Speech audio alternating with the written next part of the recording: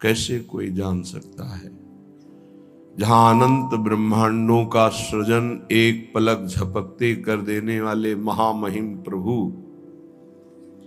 जिनके कृपा कटाक्ष की याचना करते हैं, ऐसी हमारी श्री स्वामिनी लाडली जू के नाम रूप धाम महिमा लीला ये आगम निगम पुराण अगोचर है। जब श्री जी की अहेतु की कृपा होती है तब श्री धाम वृंदावन का परिचय, वृंदावन की कृपा से रसिकों का परिचय, रसिकों की कृपा से प्रियालाल का परिचय, प्रियालाल की कृपा से प्रेम रंग में डूबकर उनकी नित्य सेवा परायणता, नित्य परिचर्या करने का सौभाग्य उपासक को प्राप्त होता है। जब प्रियालाल से इतना अपनापन हो जाए कि अपना शरीर और अपने शरीर संबंधी भोग और शरीर संबंधी रिश्ते नाते ये सब स्वाप्निक लगने लगे हैं, झूठे लगने लगे। ये शरीर भी झूठा है। कुछ समय पहले बाल्यावस्था थी, फिर जवानी आई, फिर वृद्धावस्था, फिर मृत्यु, ये भी छूट जाएगा, झूठा ही तो है। कुछ समय पहले किसी को नहीं जानते थे, फिर पता चला ये माँ ये पिता, फिर वो चले गए। फिर पता चला है पत्नी पुत्र परिवार, उनमें कौन कब कहां चला जाए, कहां से आया कहां जाएगा कुछ पता नहीं, कौन है कुछ पता नहीं, बस अपना मानकर प्रियालाल से विमुख होकर जीवन व्यर्थ चला जाता है। बड़े भाग्यशाली हैं जिनको सत्संग के द्वारा नाम में रुचि हो गई, धाम में प्रियता हो गई और प्रिया प्रीतम में अपनापन हो गया। ये अपने हैं, इनके सिवा कोई अपना नहीं। सत्य विषय मान लीजिए, जो प्रिय लगता है वो इन्हीं के कारण लगता है। अगर ये सबके हृदय से अंतर ध्यान हो जाए तो अभी मृत शरीर को कोई नहीं प्यार करेगा।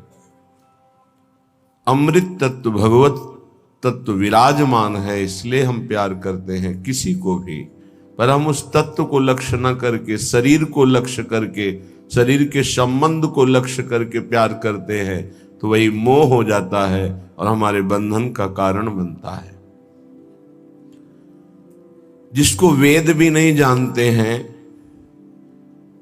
नेति नेति कह के वर्णन करते हैं, पूर्ण नहीं कह सकते, वो प्रभु जिनकी कृपा कटाक्ष की याचना करते हैं, उन प्यारी जू को वेद कैसे जान सकते हैं। इसलिए अलक्षम राधाख्यम निखिल निगमैरप्यतितराम रसाम्भोदेशारम किमपि सुकुमारम विजयते।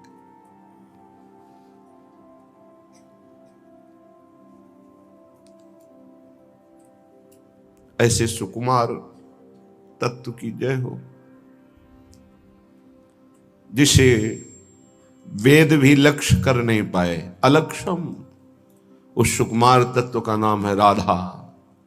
अलक्षम राधाख्यम निखिल निगमैरप्यतितराम। जितने वेद श्रुतियां स्मृतियां पुराण ये पूर्ण रूप से प्रभु का वर्णन नहीं कर सकते, फिर प्रभु के हृदय का मूर्तिमान प्रेम श्री लाडली जू, इनका कैसे। इसलिए श्रीपाद प्रबोधानंद जी महाराज कह रहे हैं, न वेदाज्ञा भंगे कुरु भयमये नापि वचनम गुरूणाम मन्येथा प्रविश नहि लोक व्यवहृतो। हे भाई, ये जो मैं तुम्हें कह रहा हूं शायद तुम समझ ना पाओ, समझ जाओगे तो निहाल हो जाएगा। कुटुंबाद्ये दीने द्रवन कृपया नो भवसितो सकृत स्नेहैर् वृंदावन मनु हठान सर सखे।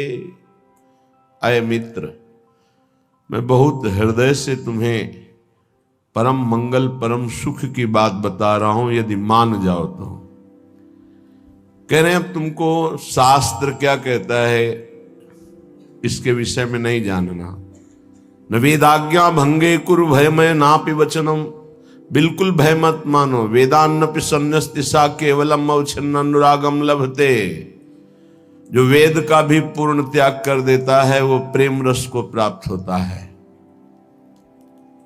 श्रीपाद कह रहे हैं। वैसे तो श्री भगवान ने भी आज्ञा करी है गीता जी में, त्रैगुण्य विषया वेदा निस्त्रैगुण्य भवा अर्जुन। अर्जुन, तुम वेदातीत स्थिति को प्राप्त करने के लिए त्रिगुण का वर्णन करने वाले वेदों का भी त्याग कर दो। त्रैगुण्य विषया वेदा निस्त्रैगुण्य भवा अर्जुन। यहां श्रीपाद कह रहे हैं, न वेद आज्ञा भंगे कुरु भयमय नापि वचनम। वेद आज्ञा का भंग करने में तुम किंचन मात्र भय मत करो। क्या? वेद विविध प्रकार के सत्कर्मों का आदेश करता है। हम श्यामा श्याम की प्रेम लक्षणा भक्ति सत्कर्मों से नहीं प्राप्त कर सकते। जो शुभ अशुभ दोनों कर्मों का त्यागी होता है वही भगवत अनुरागी होता है। शरण निरापक पद रमित सकल अशुभ शुभ नंश, देत सहज निश्चल भगत सुजय जय श्री हरिवंश। प्रियाजू के कृपावतार हैं हरिवंश महाप्रभु।